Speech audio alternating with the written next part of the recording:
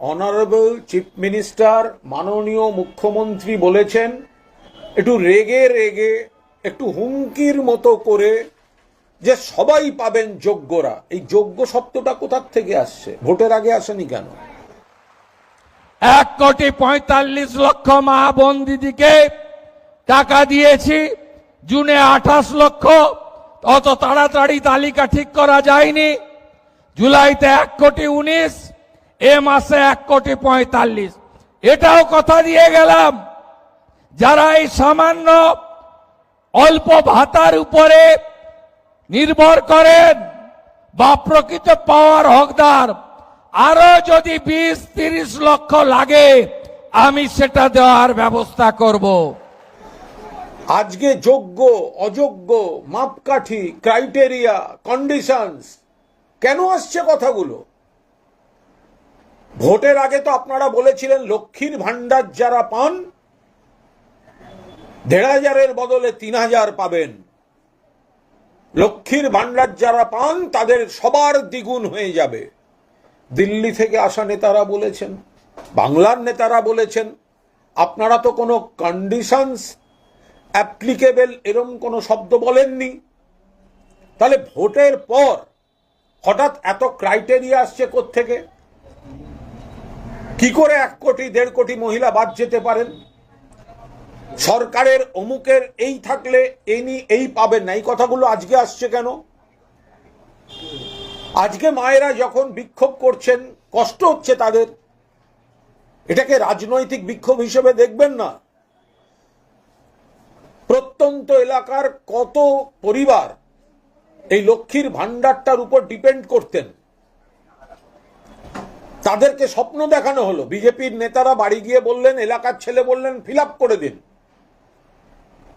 তারা তো জানেন না কন্ডিশনস অ্যাপ্লিকেবল। তাদের তো বলা হয়েছে লক্ষ্মীর ভান্ডারটা দ্বিগুণ হবে, 1,500টা 3,000 হবে। মমতা বন্দ্যোপাধ্যায় সুনিশ্চিত করে দিয়েছিলেন, ধাপে ধাপে ধাপে ধাপে বাড়াতে বাড়াতে সেটা গিয়ে দাঁড়ালো 1,500 টাকায়। তফসিলি জাতি উপজাতি তাদের জন্য সবসময় আলাদা ভাবনা ছিল।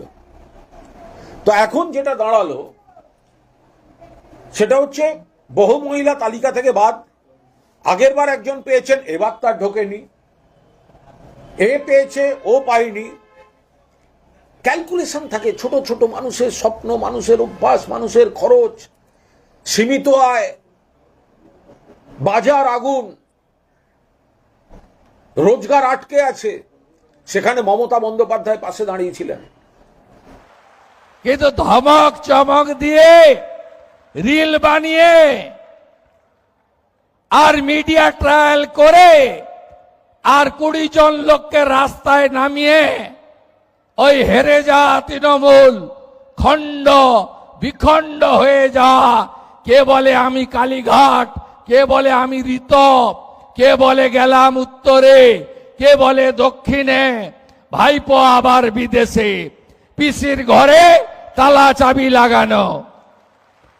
আপনাদের এসব কোনো বুদ্ধি চলবে না।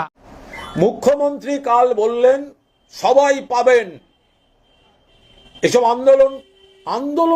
আন্দোলনকে প্রতিবাদকে হুমকি দিচ্ছেন, এটা কি করে সম্ভব? মা বোনেদের আরতি, মা বোনেদের প্রয়োজনকে হুমকি দিচ্ছেন, এটা কিভাবে সম্ভব? এবং সব থেকে জরুরি কথা, একটি শব্দ, মাননীয় মুখ্যমন্ত্রী বলেছেন যোগ্যরা সবাই পাবেন। এই যোগ্য কথাটা কোথা থেকে এলো? এ তো কথার জাগলারি। যোগ্যরা পাবেন মানে সবাই যোগ্য নন। যোগ্য অযোগ্যের বিচার কে করবে, কেন করবে? ভোটের আগে তো বলেননি যোগ্যদের দেব।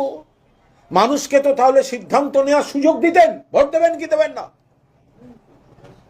কন্ডিশনস অ্যাপ্লিকেবল, এই কন্ডিশনে 3,000 দেব, ভোটের আগে বলেননি কেন?